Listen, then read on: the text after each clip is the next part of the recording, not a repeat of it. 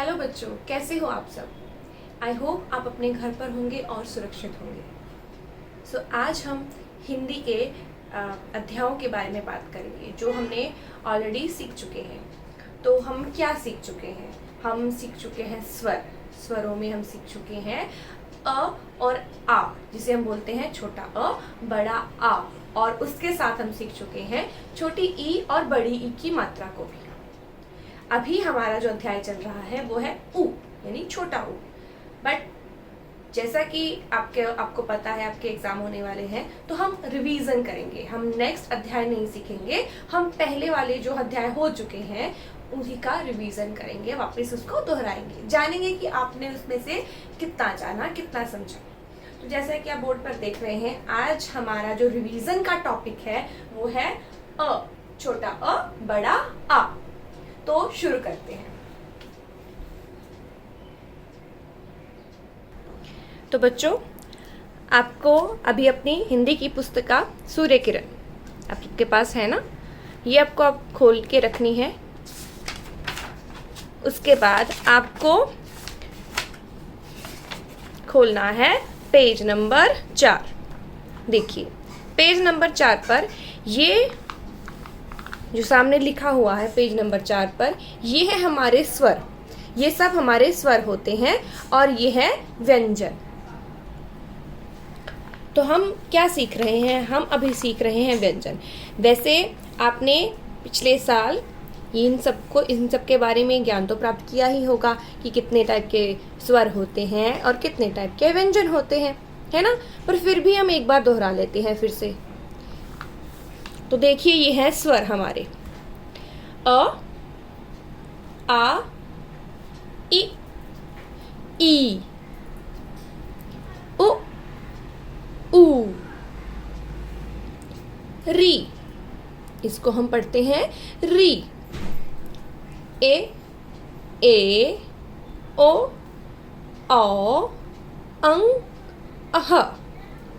इसी प्रकार से आपको इनको पढ़ना है, रीड करना है कम से कम 2 बार। कोई भी चीज़ जो होती है नई आप सीखते हैं उसको 2 या 3 बार, जब तक आपको उसकी समझ या बोलना ना आ जाए, आपको रीड करनी चाहिए। इसके बाद ये जो है हमारे, ये सारे ही व्यंजन कहलाते हैं। देखते हैं क, ख, ग, घ, ड़, च, छ, ज, झ, ण, ट, ठ, ड, ढ, ण, ड़, ड़। ये दोनों ही आपने देखा इधर भी है, पर इनमें थोड़ा सा अंतर होता है। में डॉट देखिए ना आपने, इनके बने हुए शब्दों और इनमें थोड़ा सा अंतर होता है, वो आपको नेक्स्ट में समझाया जाएगा। उसके बाद देखिए त, थ, द, ध, न, प, फ, ब, भ, म, य, र, ल, व, श, श। ये दोनों ही श हैं, पर इनके जो शब्द बनते हैं वो अलग अलग तरीके से होते हैं, उनके अर्थ अलग होते हैं। स, ह, क्ष, क्ष, त्र, ज्ञ, श्र। ये आप अपने अध्यायों में नेक्स्ट क्लास में आप सीखेंगे कि ये जो हमारे वर्ण है ना, व्यंजन में दिए गए हैं, एक्चुअल में ये 2 वर्णों के मेल से बनते हैं। इन चारों को हम संयुक्ताक्षर बोलते हैं। वो आपको धीरे धीरे बाद में समझाया जाएगा। तो ये आपको क्या करना है, आपको इन स्वरों और व्यंजनों का ज्ञान प्राप्त करना है, ठीक है।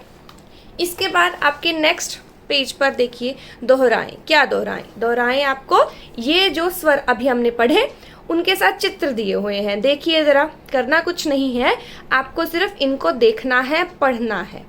तो साथ साथ में मिलाइए कि कौन सा चित्र। देखो सीक्वेंस में नहीं दिए हैं, आगे पीछे दिए हैं। देखो आम, आम किससे बनता है? आ की मात्रा से, अ की मात्रा से नहीं, आ, जैसे यहाँ पे दिया हुआ है आ की मात्रा। तो आपको सिर्फ इनको क्या करना है, उनको देखना है। और जब आप देख लेंगे, सीख लेंगे, तो आपको क्या करना है, उनको मिलाना है। कैसे मिलाएंगे? लाइंस खींचेंगे, पेंसिल से खींचेंगे, टेक्स्ट बुक में ही करना है, ओके। तो लाइन खींचनी है, ऐसे सीधी सीधी लाइन खींचनी है आपको। ठीक है, इस प्रकार से। तो आप कैसे भी आप कर सकते हैं, लाइन से, स्केल से कर सकते हैं, सीधी लाइन नहीं है तो टेक्स्ट बुक में खुद से करना है।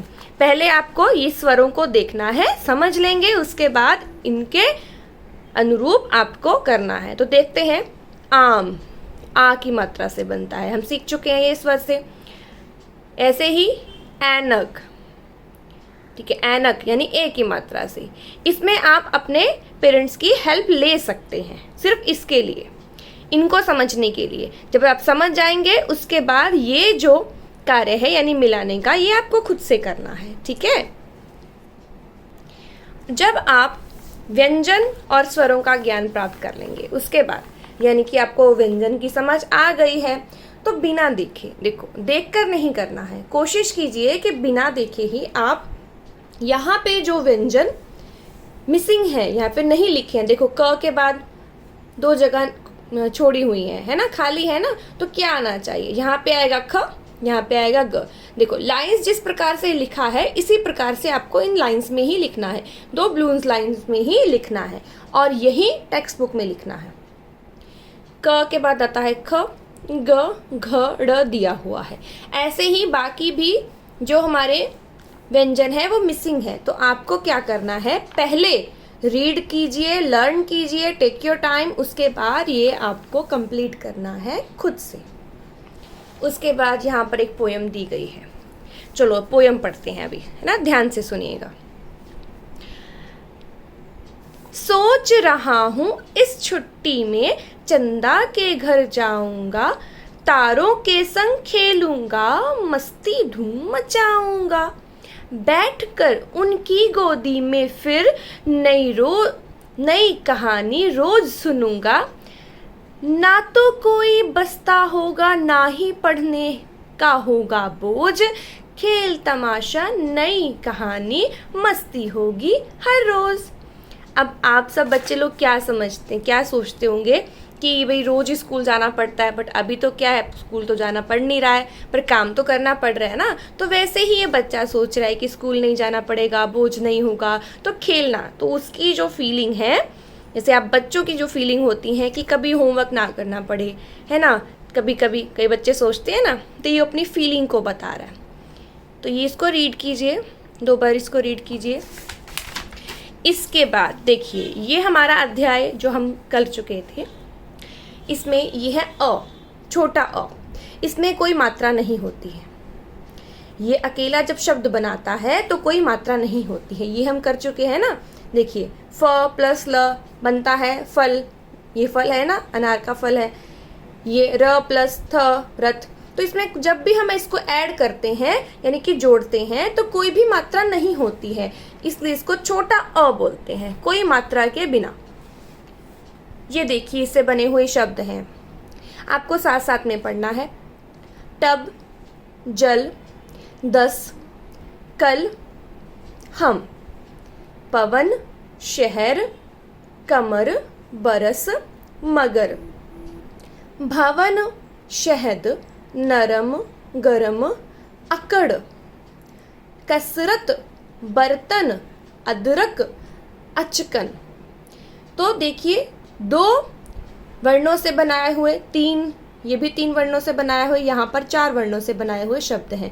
तो किसी में भी यहाँ पे मात्रा नहीं है क्योंकि ये अ मात्रा से, जिसमें कि कोई अ स्वर से बना है, जिसमें कोई मात्रा नहीं होती। यहाँ पे देखो लिखा है, आप देखेंगे कोई मात्रा नहीं होती है, मात्रा होती है आ में।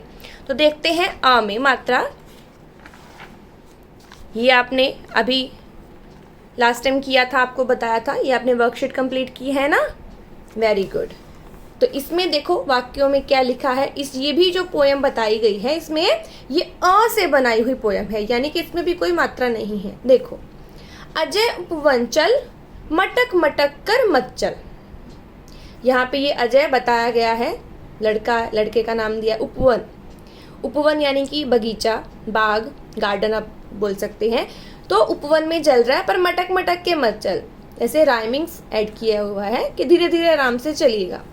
अभी वैसे ही यहाँ पर दिया है, बतख मत पकड़ अब झटपट जल भर। तो इसे कह रहे हैं बतख नहीं पकड़नी चाहिए, यानी कि किसी एनिमल को हार्म मत कीजिए। साथ में मैसेज भी दिया है ना। अभी देखिए यहाँ पर है, अभी हमने पढ़ा अ, स्वर अ के बारे में, अभी है आ। देखो मात्रा दी हुई है ना, आ की मात्रा इस प्रकार से होती है। देखो अनार, गाजर, यहाँ पे अलग से रेड कलर में उन्होंने मात्रा को इंडिकेट किया है। देखो हम ये भी कर चुके हैं एक्सरसाइज में, ब प्लस आ प्लस द प्लस ल, बादल। ऐसे ही हमने ये किया था, ट प्लस म प्लस आ प्लस ट प्लस र, टमाटर।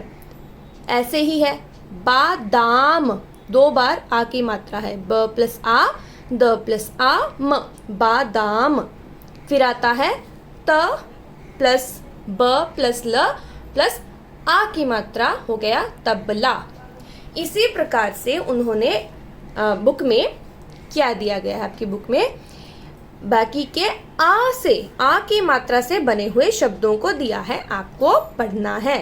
साथ साथ दोहराइए, नाना, मामा, काला, दाल, हवा, बाजार, चादर, चावल, पालक, छाता, आकाश, बाहर, मकान, कागज, पायल, शरारत, समाचार, भगवान, बरसात। देखो वापस से इसमें 2 वर्णों के साथ मात्राएं, 3 वर्णों के साथ, इसमें भी 3 वर्णों के साथ, और लास्ट लाइन में 4 वर्णों के साथ मात्रा, आ की मात्रा से शब्दों का निर्माण किया है। तो आपको ये सब लिखना नहीं है, रीड करना है, और साथ साथ में समझना है कि किस प्रकार से हमने मात्राओं का प्रयोग इसमें किया है इन शब्दों में। अब जैसे अ की मात्रा सीखने के बाद कविता थी, यहाँ पे भी एक और कविता है, वो है आ की। अ की तो मात्रा होती नहीं है ना, अ का स्वर होता है, तो आ की मात्रा के साथ भी उन्होंने बुक में आपको ऑलरेडी कविता दी है। देखो, मामा, दादा, नाना आए, लाल लाल अनार लाए। देखो पिक्चर में भी बताया ना, मामा, दादा और नाना आए हैं। ये मामा हो गए, इनमें से एक दादा हो गए और एक नाना हो गए, अनार लेके आए हैं। आसमान पर बादल छाया, छमाछम बरसात लाया। तो यहाँ पे पिक्चर में क्या है, लड़की है, छाता लिया है क्योंकि बारिश हो रही है ना। पर यहाँ पे जितनी भी कविता में शब्द जो यूज किए हैं वो आ की मात्रा के साथ है। और हमने ये एक्सरसाइज कर ली है ना। इसके बाद नाना आए, अब कविता है, देखते हैं। ये आ की मात्रा के, इसमें आ की मात्रा के बारे में बताया है आपको। आ की मात्रा और अ और आ दोनों के बारे में ध्यान से देखना है कि कहाँ कहाँ पे अ और कहाँ कहाँ में आ की मात्रा का इस्तेमाल हुआ है। देखिए, पलक उठ, नाना आए, मामा आए, आम लाए, अनार लाए, लाल लाल अनार लाए, राघव रजत पलक आओ, झटपट घर चलकर फल खाओ, काट काट कर आम खाओ, आओ आओ अनार खाओ। तो फ्रूट्स की इम्पोर्टेंस बताई है, साथ में मात्राओं के बारे में ज्ञान दिया है ना। तो हमें फ्रूट्स खाने चाहिए, वेजिटेबल्स खाने चाहिए, तभी तो हम हेल्दी होंगे ना, है ना। साथ साथ में इनके बारे में ज्ञान प्राप्त हो गया। तो हमारे अभी दोनों चैप्टर का रिवीजन तो हो गया है ना। अब हम यहाँ पे कुछ अंतर दिए हैं, तो यहाँ पे पढ़ने से अच्छा हम क्या करेंगे, हम आपको लिख कर बताएंगे। उससे पहले मैं ये बताती हूँ आपको, ये जो क्वेश्चंस हैं ये नहीं हुए थे, है ना, पहले नहीं हुए थे। तो हम इसको क्या करेंगे, आपको देखना है और आपको इसी टेक्स्ट बुक में यहाँ पर लिखना है, जैसे मैंने लिखा है ना वैसे। एक शब्द के उत्तर हैं, यानी कि सिर्फ 1 वर्ड में देने हैं। अब हमने अभी पढ़ी ना कविता, नाना लाए, नाना क्या लाए थे, आम भी लाए थे, अनार भी लाए थे। आप आम भी लिख सकते हैं, अनार भी लिख सकते हैं, और आपकी चॉइस है, क्योंकि एक ही उत्तर देना है एक शब्द में। तो मैंने लिखा है आम, नाना लाए आम। अनार का रंग होता है, भाई अनार का रंग क्या होता है, हरा तो होता नहीं है, पीला भी नहीं होता है, लाल होता है ना। आसमान पर छाए बादल, यहाँ पे दिख भी रहा है ना, बादल लाया बरसात, तो बादल लाए और बरसात, बादल क्या लेके आते हैं, बारिश। इसके बाद रिक्त स्थानों में आ स्वर, ये मैंने आपको पहले एक्सरसाइज में कुछ शब्द दिए थे, तो वे एक बार फिर दोहरा लेते हैं। यहाँ पे देखो आपकी पुस्तक में, अगर आपने नहीं किया है तो इसको फिल कीजिए। दत्त लिखा है, पर ये जो स्पेस छोड़ा हुआ था तो मैंने यहाँ पे आ स्वर लगा दिया है, सिर्फ मात्रा नहीं, बिकॉज कोई वर्ड नहीं है ना, तो यहाँ पे कोई वर्ण नहीं दिया है, तो हमने पूरा का पूरा आ लिखना है। देखो ध्यान से, सब पे लिखा है मैंने, आपको भी अगर आपने नहीं किया है तो कंप्लीट करना है। दत्त के साथ मैंने लगा दिया आ, तो शब्द हो गया आदत। ऐसे हट दिया था तो मैंने लगा दिया आ, हो गया आहट। ऐसे ही आटा, आज, आजा, आप, आपका, आम, आठ,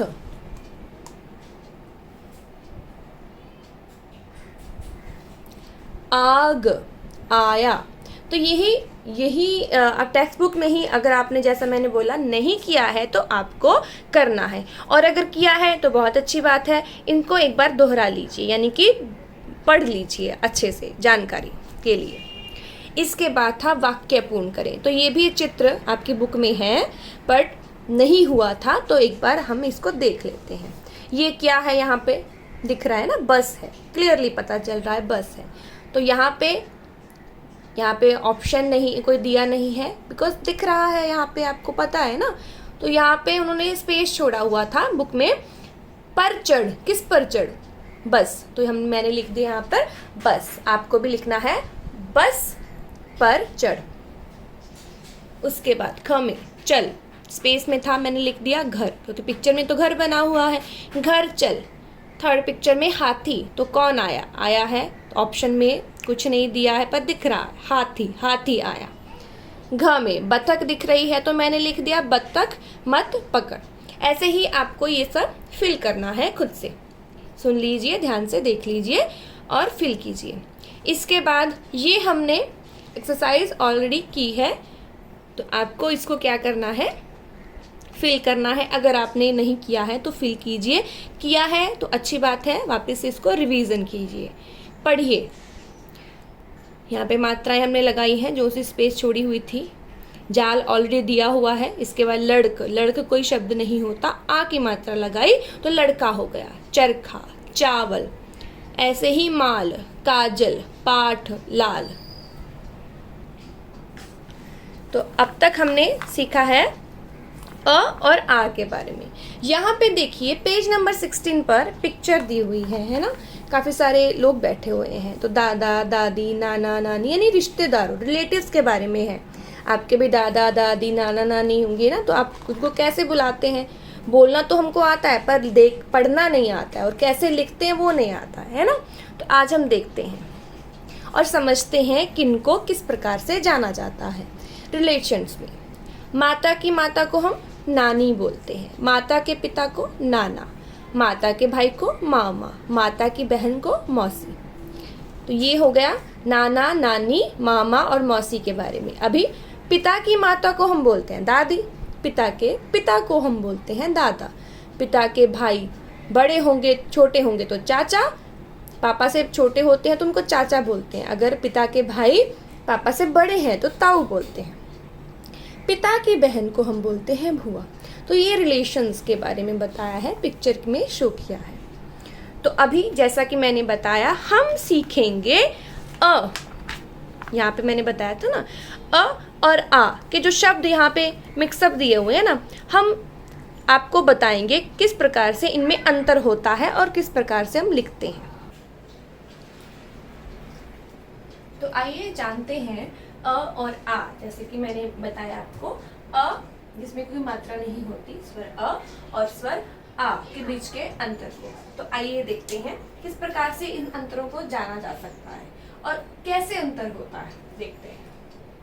अब आपकी पुस्तक में, आपने पुस्तक खोली हुई है, उसमें शब्द दिया है तर, तो हम लिखते हैं तर, ठीक है।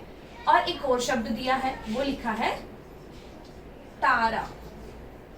क्या डिफरेंस है इसमें, देखो तर में कोई मात्रा नहीं है, कोई मात्रा नहीं है, पर तारा में देखो यहाँ पर दो आ की ये वाली मात्राओं का प्रयोग हुआ है। तो मैं आपको बता देती हूँ, जैसा कि हमने बताया अ में कोई मात्रा नहीं होती, आ की जो मात्रा होती है वो इस प्रकार से होती है। जब हम उसका इस्तेमाल करते हैं तो इस प्रकार से उसको लिखने में इस प्रकार से शो करते हैं और यूज करने में यानी शब्द बनाने में ऐसे शब्दों के बीच में वो आ जाती है। जैसे यहाँ पे देख सकते हैं तर, तारा। ऐसे आपकी बुक में और भी शब्द दिए गए हैं, यहाँ पे मैंने 2 बार यूज किया है, हम इसको 1 बार भी यूज कर सकते हैं, जैसे कि तार। तो यहाँ पे मैंने सिर्फ 1 बार हमारी आ की मात्रा का प्रयोग किया है। और भी हमारे शब्द हैं, आपकी पुस्तक में दिया है, देखो तल, तो मैं उससे 1 मात्रा का, यहाँ हमने 2 मात्रा का यूज किया था, हम वापिस से 2 मात्रा का यूज करके दिखाते हैं। ताला, तो मैंने यहाँ पे लिख दिया ताला, 2 बार इस्तेमाल हुआ। अगर आपको 1 ही बार इस्तेमाल करना है तो आप लिख सकते हैं ताल, तो यहाँ पे 1 बार इस्तेमाल हुई मात्रा। तो आप देख सकते हैं किस प्रकार ही एक ही शब्द को हम मात्राओं के साथ और मात्राओं के बिना उसका अर्थ भी चेंज यानी मीनिंग भी चेंज हो जाता है ना, और उनको अलग अलग शब्दों में परिवर्तित कर सकते हैं। यहाँ पे तर, तारा और तार। तारा का मतलब स्टार, तार का मतलब जैसे कि वायर को बोलते हैं। तर का मतलब होता है तरोताजा, मतलब फ्रेश, फ्रेश को हम तर भी बोलते हैं। वैसे ही तल मतलब बेस, ठीक है। जैसे कि हम बोल सकते हैं समुद्र का तल, तो आपको समुद्र का तल तो समझ में नहीं आएगा, पर जैसे मैं बता रही हूँ उसको बेस बोलते हैं, किसी चीज का बेस। मेज का तो बेस हो गया हमारा। ताला मतलब चाबी वाला ताला, यानी कि लॉक है ना, जिसमें हम चाबी लगाते हैं उसका बोलते हैं लॉक एंड की, तो चाबी ताला वाला ताला। ताल आप बोल सकते हो, ताल बोलने वाले, जैसे कि सॉन्ग्स में होती हैं उसको भी ताल बोलते हैं। ताल मतलब तालाब भी होता है, यानी कि पॉन्ड। यहाँ पे इनके अलग अलग मीनिंग हो जाते हैं। मैं आपको क्यों बता रही हूँ, बिकॉज वर्ड के मात्राओं के साथ साथ उसके मीनिंग भी चेंज हो जाते हैं, है ना। तो इसलिए हमें मात्राओं का जब हम प्रयोग करते हैं तो हमें पहले मात्राओं को क्यों सिखाते हैं, क्योंकि मीनिंग सही रहे। हमने कुछ और लिख दिया और आपने कहीं भी मात्रा लगा दी तो उसका मीनिंग बदल जाएगा, तो वो रॉन्ग हो जाएगा। इसलिए हम बेटर है कि उसकी मात्राओं को अच्छे से समझें। तो समझ कैसे सकते हैं, उनको अच्छे से पढ़ सकते हैं, जो हम बता रहे हैं अच्छे से सुनिए और समझिए, और सबसे बड़ी बात खुद उसको दोहराइए भी। जैसे हम रिवीजन कर रहे हैं तो रिवीजन का मतलब क्या होता है, आपको भी साथ साथ में पढ़ना है और जहां जहां लिखने को बोला है वो लिखना है, तभी मात्राओं का ज्ञान अच्छे से आएगा। अच्छा, हम कुछ और एग्जाम्पल भी दे सकते हैं। तो आपके इसमें लिखा हुआ है, देखो पर मतलब परंतु, मतलब जैसे हम बोल सकते हैं कि मैं तो ये करना चाहता था पर मतलब कि मैं जब रीजनिंग आप बोलते हो ना कि मुझे नहीं करना है, मैं तो गेम खेलना चाहता हूँ या मैं गेम खेलनी चाहती हूँ, पर मम्मी ने मुझे टोक दिया या फिर मम्मी ने मुझे ये कर दिया, तो हम पर का यूज करते हैं। तो ये वो वाला पर है। और पर का मतलब चिड़िया के पर भी होता है, जैसे कोई पक्षी के पर, तो वो भी मतलब सेम होता है ना, सॉरी मतलब अलग अलग होता है, पर लिखने का ढंग एक ही होता है। इससे हमने बना दिया शब्द पारा। इंग्लिश में बोलते हैं टेम्परेचर, कि जैसे थर्मामीटर में टेम्परेचर हम देखते हैं ना कि कितना हुआ, फीवर है तो उसको पारा बोलते हैं। तो 2 मात्राओं का यूज हो गया। तो हम एक और इसमें सिर्फ 1 मात्रा का यूज कर सकते हैं, वो है पार मतलब हम पानी को पार कर रहे हैं, क्रॉस कर रहे हैं, तो क्रॉस करना इस पार। इस प्रकार से हमारे अलग अलग शब्द हो गए। तो ये वाला जो साइड है ये सारे ही हमारा हो गया अ, इसमें हमने सिर्फ अ स्वर का यूज किया है। यहाँ पे हमने इसमें और इसमें 2 बार, इसमें 2 बार और इसमें हमने 1 बार आ की मात्रा का इसका यूज किया है। तो यहाँ पे ये जो बॉक्स है ये सारा अ हमारा आ स्वर का इस्तेमाल यहाँ पे हमारा हो गया है। तो आपकी पुस्तक में कई सारे वर्ड्स दिए गए हैं, आपको क्या करना है, जैसे मैंने बताया जितना भी रिवीजन हुआ है, जितना भी हमारी एक्सरसाइज हो गई है, सबको एक बार पढ़िए, ध्यान से पढ़िए, और जो एक्सरसाइज दी हुई है उसको बहुत मन से पढ़ के कीजिए, खुद कीजिए। धन्यवाद।